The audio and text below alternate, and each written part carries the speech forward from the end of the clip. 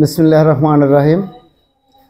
আমি মোহাম্মদ শফির আলম, পাথরঘাটা সদর ইউনিয়নের ভারপ্রাপ্ত চেয়ারম্যান, পাথরঘাটা সদর ইউনিয়ন বিএনপির সভাপতি।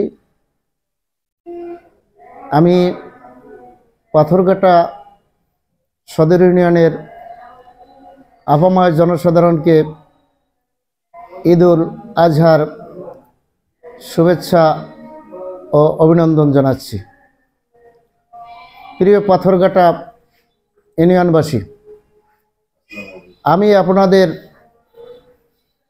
দোয়ায় আপনাদের এই সদর ইউনিয়নের ক্ষুদ্র দুইটি দায়িত্ব পালন করছি। আমার দায়িত্বে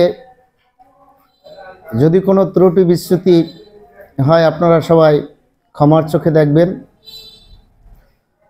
আমি সকলের উদ্দেশ্যে বলতে চাই যে পাথরঘাটা সদর ইউনিয়নের ঈদুল আজহার যদি আপনাদের কোনো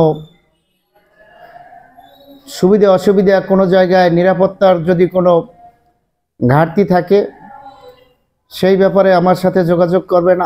আমি প্লাস আমার সহকর্মী এবং আমাদের বিএনপির দলীয় যে আমাদের লোকজন আছেন, আপনারা সবাই এলাকার সকল লোকজনদের প্রতি খেয়াল রাখবেন এবং কোনো জায়গায় কোনো যেন অপ্রীতিকর ঘটনা না ঘটে সেদিকে আপনারা সবাই খেয়াল রাখবেন এবং যদি কোনো ঘটনা ঘটে তাৎক্ষণিক আমাকে অবহিত করবেন।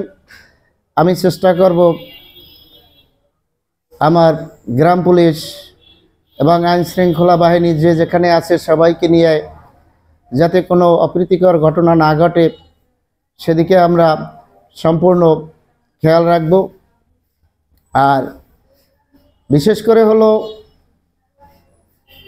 এই সদর ইউনিয়নের দায়িত্ব পালন করতে গিয়ে দেখা গেছে যে এই বিভিন্ন ত্রাণ বিতরণ, বিভিন্ন কাজে কোনো ত্রুটি বিচ্যুতি হইতে পারে। সে ব্যাপারে আমি সকলের কাছে ক্ষমা চাচ্ছি। যদি কোনো ত্রুটি বিচ্যুতি হয় আমাকে আল্লাহর রাস্তায় ক্ষমা করবেন।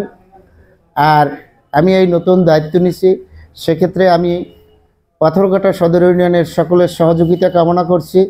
আপনারা আমাকে সকলে সৎ উপদেশ দেবেন যাতে আমি আপনাদের সকলের সার্বিক সহযোগিতা নিয়ে আমি যাতে সামনে আগাতে পারি এ ব্যাপারে সকলের দোয়া কামনা করছি। এবং আপনারা জানেন আমি বিগত 5 মাস যাবৎ অসুস্থ, যেই কারণে আমি বিভিন্ন এলাকায় যাইতে পারি না। পরিষদে বসে যতটুকু সম্ভব আপনাদেরকে চেষ্টা করি আপনাদের উপকার করার। মনে করেন বিভিন্ন এলাকায় যাওয়া দরকার, সকলকে দেখা দেওয়া দরকার, এই দেখা দিতে পারি না, এজন্য আন্তরিকভাবে দুঃখিত। আপনারা সবাই দোয়া করবেন যেন আমি অল্পের মধ্যে সুস্থ হয়ে উঠতে পারি এবং আপনাদের কাছে গিয়ে আপনাদের সুখ দুঃখের সাথে ভাগিদার হতে পারি।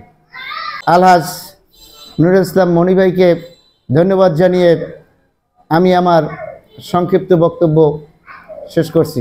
আসসালামু আলাইকুম।